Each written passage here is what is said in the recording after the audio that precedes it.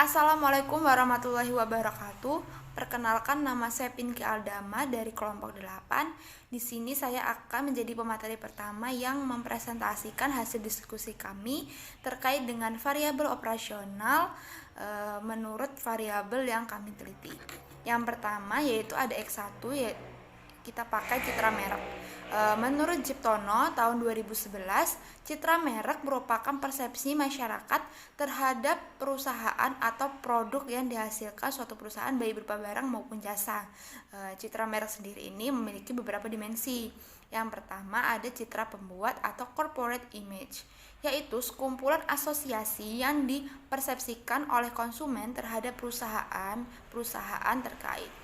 Nah, di dalam sini ada beberapa indikator. Yang pertama ada tingkat popularitas merek.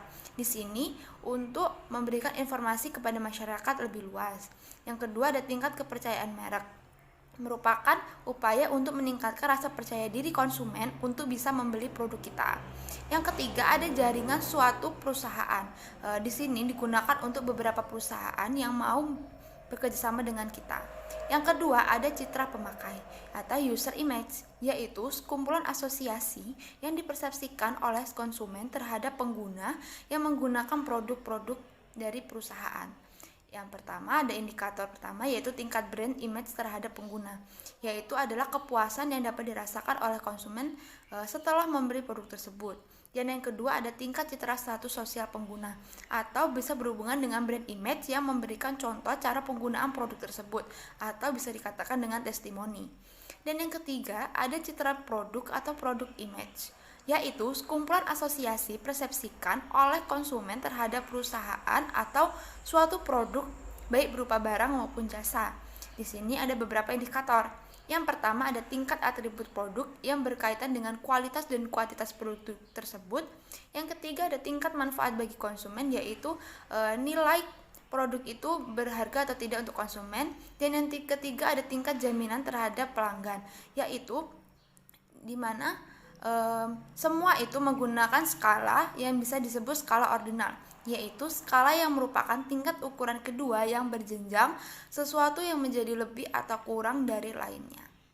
Sekian materi dari saya, akan dilanjutkan oleh teman saya. Terima kasih. Assalamualaikum warahmatullahi wabarakatuh. Perkenalkan, nama saya Hanifah Indah Pratiwi dari kelompok 8. Di sini saya sebagai pemateri kedua, saya akan menerangkan tentang variabel X2. Kami memakai EWOM. Menurut Tirau et al. Tahun 2004, EWOM berisi ungkapan positif atau negatif yang merupakan bentuk komunikasi pemasaran kepada pelanggan atau konsumen potensial melalui media sosial internet. EWOM ini memiliki beberapa dimensi.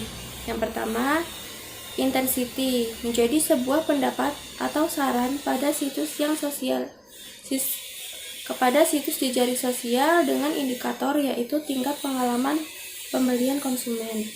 Kemudian yang kedua ada positive list yang merupakan cerita positif oleh pelanggan atau konsumen pasca menggunakan dengan indikator yaitu tingkat kepuasan konsumen.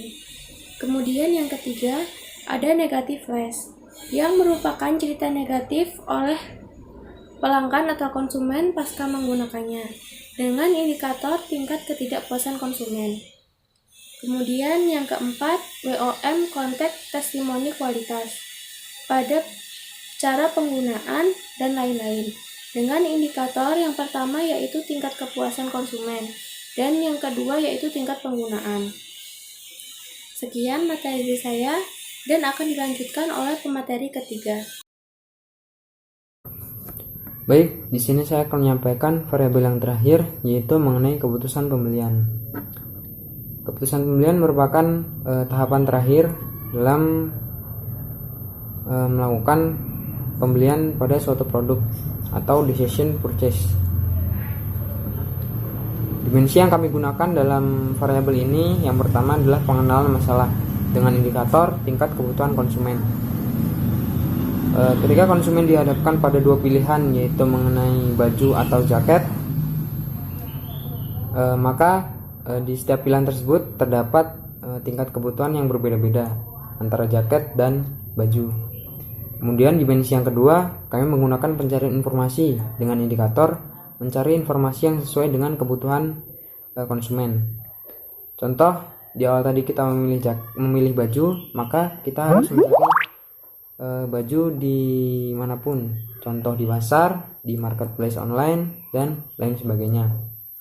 Dimensi yang ketiga yang kami gunakan adalah evaluasi alternatif dengan indikator tingkat respon. Ketika konsumen sudah mencari informasi mengenai kebutuhan yang ingin dia beli, maka kami meneliti tingkat respon konsumen terhadap hasil pencarian yang telah dilakukan. Kemudian dimensi yang terakhir yaitu keputusan pembelian dengan indikator tingkat decision purchase. Setelah melakukan evaluasi alternatif pada produk yang konsumen cari, maka di setiap produk yang dicari memiliki tingkat decision purchase berbeda-beda, tergantung dengan kualitas, harga, dan lain sebagainya. Kemudian dimensi yang terakhir yaitu perilaku pasca pembelian dengan indikator tingkat dorongan pembelian ulang. Ketika konsumen mendapatkan produk atau barang yang sesuai dengan keinginannya, maka tingkat pembelian konsumen akan tinggi dikarenakan kualitas serta harga yang murah. Contohnya seperti itu.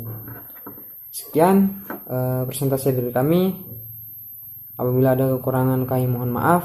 Kami akhiri. Wassalamualaikum warahmatullahi wabarakatuh.